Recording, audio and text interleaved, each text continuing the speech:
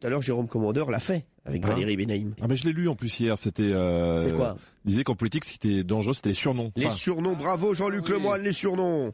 Eh oui, le journal Le Parisien aujourd'hui en France a étudié ce week-end les nombreux surnoms de tous les hommes politiques français. Et celui qui en a le plus, c'est François Hollande, Fraise des Bois, Flamby, Pépère, le Pingouin, le capitaine du pédalo, il en a plein. Il y a Nicolas Sarkozy aussi qui en a plusieurs, Is No Good, Napoléon. Très bon. Napoléon. Speedy Gonzalez. Il y a Bernard Cazeneuve aussi qui est surnommé R2D2, comme le petit robot de Star Wars. Quand il était ministre des Affaires étrangères, Douste Blazy était surnommé Mickey d'Orsay. Voilà. Il y a Najat Vallaud-Belkacem qui est surnommé Pimprenel pour sa capacité à endormir les profs lors de ses discours. Et sachez que Lagaffe a inspiré le surnom de Rachida Dati. Rachida Dati a été surnommée la Zoubida. Voilà. Oui, voilà. Donc, c'est élégant. Ouais, c'est élégant, ça, c'est élégant. Moyen. Vous avez des surnoms, vous, Estelle Denis? Non, pas pour l'instant, à part la mère Denis, quoi, mais sinon, non. Jean-Luc Lemoyne? Non, à part le con. Le con. Jérôme Commandeur? Moi, c'est beau gosse, mais ça me gêne. Si vous aviez un surnom à donner à Valérie Benaïm, ce serait quoi? La crevure. La crevure, d'accord, oui. Estelle Denis? Ah là, j'ai plus de mots. Honnêtement, j'ai plus de mots après ce qu'elle a fait, quoi. D'accord. Honnêtement. Jérôme Commandeur? Lorenzo Lamas, le rebelle. Le rebelle, voilà, d'accord, très bien. Qu'est-ce qui rime en un et qui n'attire pas du tout les Français? Et ne me dites pas Valérie Benaïm. En un endroit? Oui. L'endroit le moins visité de France? Non, c'est pas l'endroit le moins visité de France, mais ça n'attire pas du tout les Français. C'est une région? C'est moins qu'une région. C'est la salle de bain. Non, Donc c'est un département? non. C'est une ville. Oui, Un village, une ville. une ville. Quelle ville? Ah, c'est une ville pour travailler. Oui, Ah, c'est la ville où il y a le plus d'intempéries. non. Seulement 3% des Français aimeraient y travailler. Alors. Moi, j'ai vu les premières. Je sais que c'est Bordeaux qui est premier, mais j'ai pas regardé la fin. Une ville en un. Amiens? Amiens, bien joué, Estelle Denis, bravo. Un classement des villes qui attire le plus de salariés français vient de sortir, et la ville d'Amiens, en Picardie, arrive en dernière position avec seulement 3% des Français qui aimeraient y travailler. Villeurbanne et Reims complètent le bas du classement, et vous avez raison, Jean-Luc Lemoyne, les villes qui attirent le plus sont Bordeaux, Toulouse et Montpellier. Paris est 8e. Estelle Denis, vous, ce serait quoi comme ville? Bah Bordeaux. Moi j'ai fait mes études là-bas, c'était génial. Donc Bordeaux. Jean-Luc Lemoyne, Toulouse ou Lyon? vous, Jérôme? Moi, j'adore Marseille. Ah ouais, Marseille, c'est vrai, moi aussi. Et vous aimeriez voir Valérie Benaïm où? À Amiens. Amiens? Non, à Cayenne. Cayenne, Mais dans le pénitencier. D'accord, très bien. Jérôme Commandeur? Oui, pareil, sur la prison des longues peines de l'île de Ré. Tiens, d'ailleurs, est-ce qu'on peut rebrancher le micro de Valérie Benaïm? Je vais juste vous poser une question. Alors, vous souhaitez revenir, vous souhaitez vous excuser? Est-ce que vous allez payer Valérie? Je vous ai dit plutôt crever. Eh ben, on enlève le micro, merci. Europe 1, les pieds dans le plat. Il est très malin, tu sais, Cyril Hanouna. pour un être humain. Myriam est avec nous, bonjour Myriam. Bonjour Cyril, bonjour toute l'équipe et bonjour le public. Oh, merci d'être avec nous Myriam. Salut Mimi. Il y a Jérôme oui, c'est Commandeur. c'est mon petit surnom. C'est vrai, Ah ouais, j'ai trouvé au hasard. mais c'est vrai que Myriam, c'était pas évident. Hein. Myriam, vous êtes en couple avec Dominique? Oui, tout à fait. Dom, tout le monde l'appelle Dom. Domi. Domi, hein. Domi. Ouais, non, je pense qu'il y a déjà eu une phrase. Domi, tu veux un kawa? Ça, c'est sûr. Vous êtes contrôleuse des finances publiques. Oui, tout à fait. Vous avez du boulot, non? Ah, ça pose un problème? Non, y a pas du de tout. problème. Oula, malheureux. Oula, malheureux. C'est vrai que je me suis fait contrôler l'année dernière. Ah bon? Dans le métro. Ok. Bah, j'ai tout donné. Non, je me suis fait contrôler, moi, l'année dernière. Ah, je sais Bah, pas. bien sûr. Ils me contrôlent tous les jours. Et alors? Ça s'est bien passé? Alors, moi, vous savez, je suis droit comme la justice. Alors là, Pas de vanne. Vous voulez pas contrôler Jean-Luc Lemoyne? Allez, on y va. Il y a 4 questions, il faudra 3 points. Voici la première.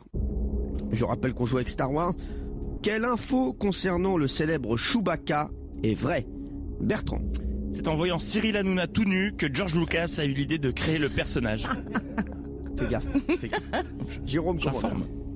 Chewbacca s'appelle en réalité Alberto Manuel da Silva Goncalves Lopes Pinto et il est portugais. Oh. C'est honteux.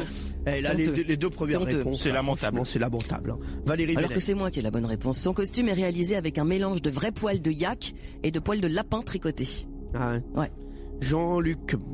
Avant chaque été, Chewbacca est le surnom que donne son esthéticienne à Valérie Benaïm. Oh, bah bravo. Non, mais vraiment. Ouais, d'ailleurs, sur l'agenda, il y a Chewbacca demain à 11h. Ouais. La Benaïm ne touche pas mon poste, des pieds dans le plat. Préparer le tracteur. Ouais. Appelle c'est plutôt élégant. le jardinier. Amène le sécateur. Alors, bon, celle-ci, elle est pas très dure, hein, Myriam. Hein. Ah oui. Oh, vous êtes très très dur avec Valérie, surtout Merci, que je pense Myriam. que c'est elle qui m'a donné la bonne réponse. Oui, c'est vrai. Mais on n'est jamais dur avec Valérie. On aimerait l'être. Mais c'est difficile. Phrase, on C'est va pas pas la évident. baliser, ouais. Son costume est réalisé avec un mélange de vrais poils de yak et Oui. de lapin tricoté. Ouais, vous aimez Star Wars, Myriam? Oui, j'aime bien, j'ai suivi les épisodes qui sont sortis, tout à fait. Bon, bah très bien, très bien. Vous l'avez appelé Marie-Myriam quand même. Est-ce que vous voulez nous chanter quelque chose, Cyril? Bah, je la sens comme un enfant aux yeux de lumière. Je comprends ça. Allez, Myriam, deuxième question. La voici. Laquelle de ces informations concernant une célébrité Star Wars est exacte? Jérôme Commandeur. Maître Yoda et Passe-Muraille de Fort Boyard sont une seule et même personne. Bertrand Chameroy. Michael Jackson a essayé d'enfiler le costume d'un personnage de la saga, mais il s'est fait refouler. Valérie Benhaim. Non, Sylvester Stallone a refusé un rôle de méchant, pensant que la saga ne marcherait jamais. Jean-Luc Lemoyne. R2D2 est imbattable au toucher coulé.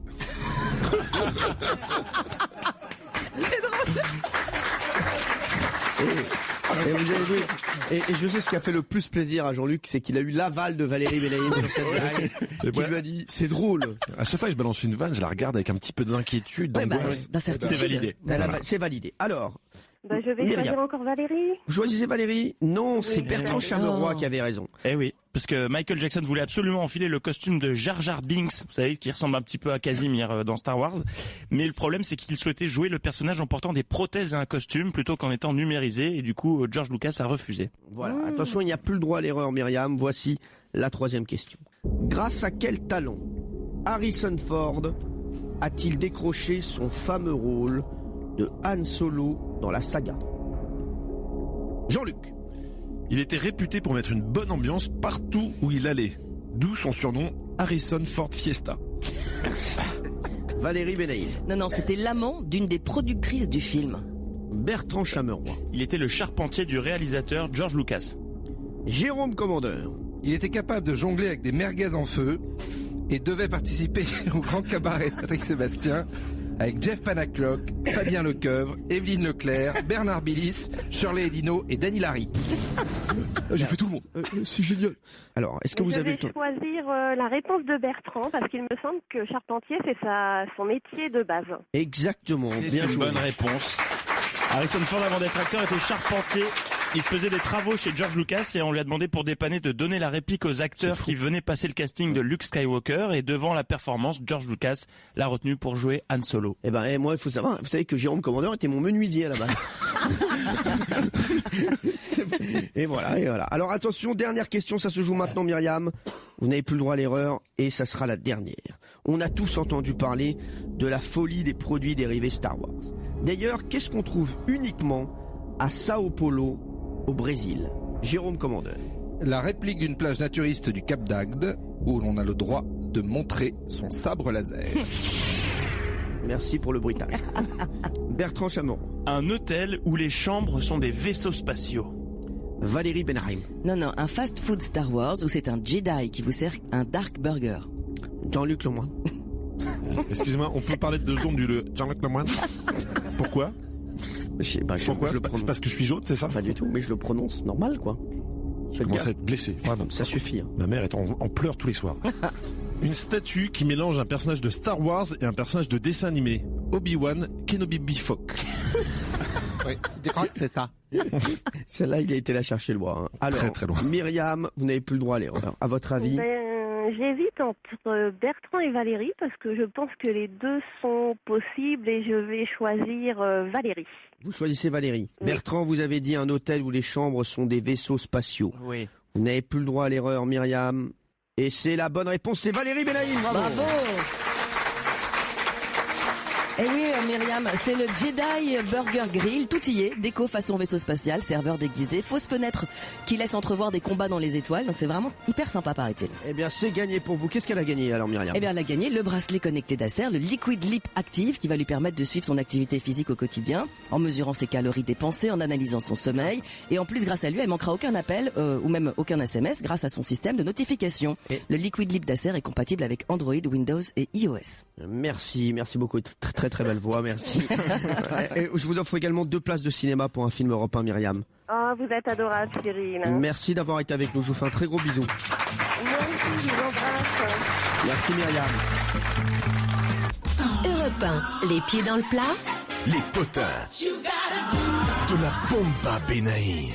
Oh là là, fort. Bah quoi, vous m'avez dit que la régie était corruptible, donc je les ai corrompus. Ah oui, on n'a Ouais, pas mais- l'ancien. Non. Parce que on rentre pas Europe dedans. Les potins. de Tata Benaïm. Bah voilà. Non, mais non, je préférais l'autre. Ah Non, très sincèrement, au niveau légal, ça passe mieux ça. Parce que s'il y a vérification, on peut fermer mais ça- la station. hein. Non, Ouais, Tata Benaïm, moi ça m'excite moins. Bomba, c'est Hein, gênant. c'était ouais. mieux quand même. non, mais oui, mais c'est mieux, c'est mieux. J'ai pas envie de mentir aux auditeurs. Allez. L'adieu du week-end, Valérie. Et oui, le générique du JT de TF1, parce que l'adieu du week-end, c'était évidemment celui de Claire Chazal. Hier soir, elle a présenté son dernier journal donc sur TF1 après 24 ans de présentation. Attendez, est-ce qu'on peut juste essayer de le faire voilà, si vous faisiez tous le journal ici autour de la table, est-ce que vous pouvez nous faire un bonjour, un bonsoir, Ouais, voilà, voilà le bonsoir du journal. On remet le générique. On va démarrer avec vous, Valérie Benaïm. Après, vous allez. Madame, monsieur, bonsoir, les infos ce soir sur TF1.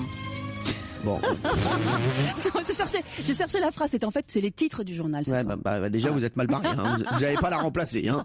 Sandrine Ketsi, attention. Madame, monsieur, bonsoir. Tout de suite, les titres du journal. Et sur une rumba.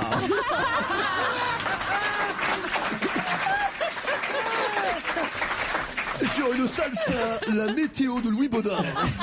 Et sur un jive de Laurent Vounac.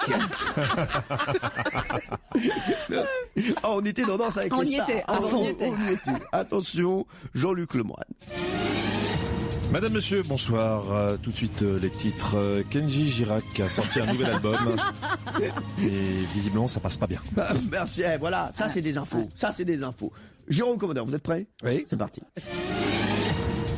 Madame, monsieur, bonsoir. L'info principale de ce journal, les pipiers de Saint-Claude en grève. Vous faites que le midi. Pernod. Moi, je fais que Pernod. Merci, voilà, merci beaucoup. Allez, on va revenir à l'info. Donc oui, Claire Chazal a présenté donc son dernier journal sur TF1 hier après 24 ans de présentation. Elle a évidemment terminé son JT par un discours de remerciement, discours hyper attendu. On écoute un extrait.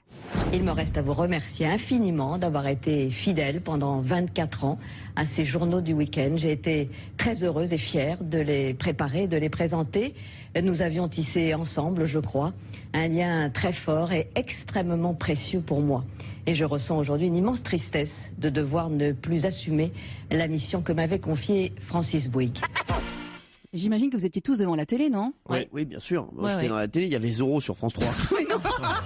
Mais c'est pas possible. Non, mais c'était. J'en loupe pas un tous les dimanches.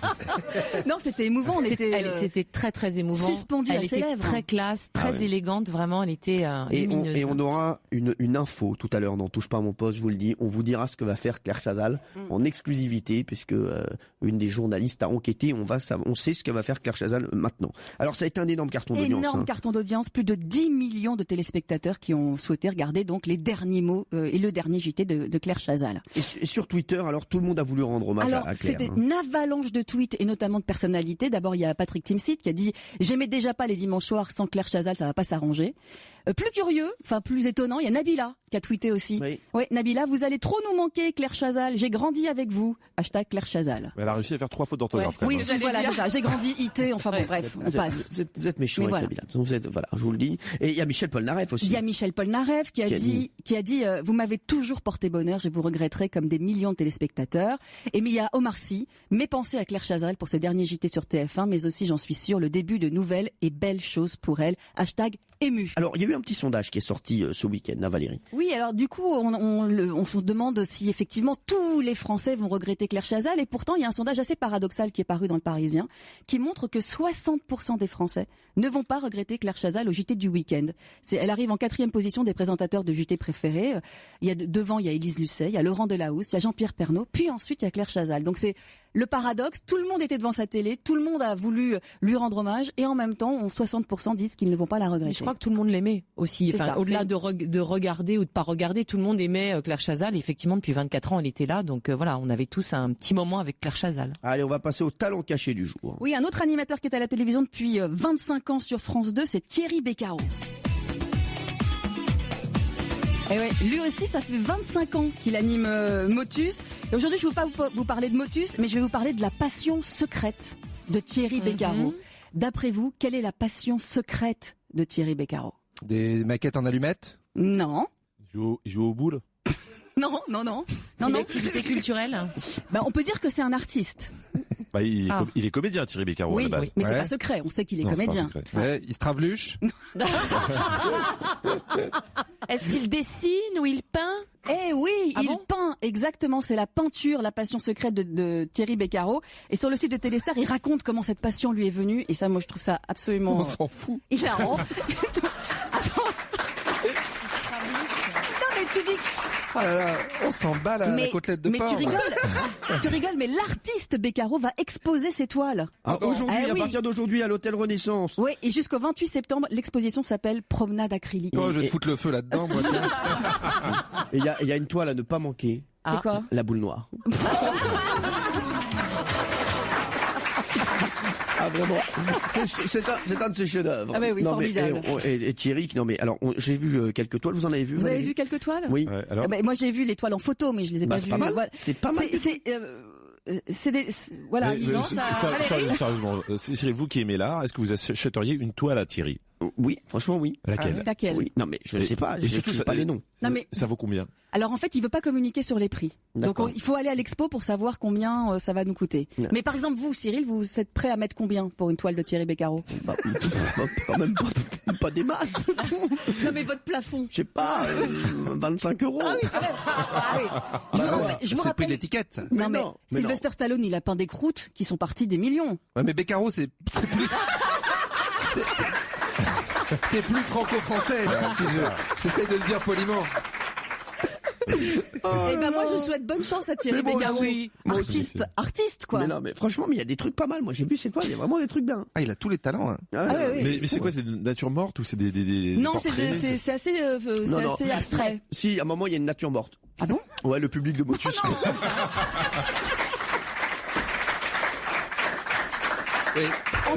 En tout cas, il a un goût très prononcé pour les couleurs. Il a même peint la candidate la gueule dans un saladier. Allez, merci Valérie. C'est tout pour aujourd'hui. C'est tout pour Les aujourd'hui. potins de Tata Benaïm. Donc allez voir l'exposition de Thierry Beccaro à l'hôtel Renaissance, et ce jusqu'au 28 septembre. Voilà, il expose ses toiles, Thierry. Voilà toutes les infos qu'on apprend grâce à Cyril Hanouna et toute l'équipe des Pieds dans le plat. Rendez-vous demain pour d'autres bons moments avec Cyril Hanouna et toute la bande. Et puis surtout lundi, c'est la rentrée des Pieds dans le plat, lundi à partir de 16h.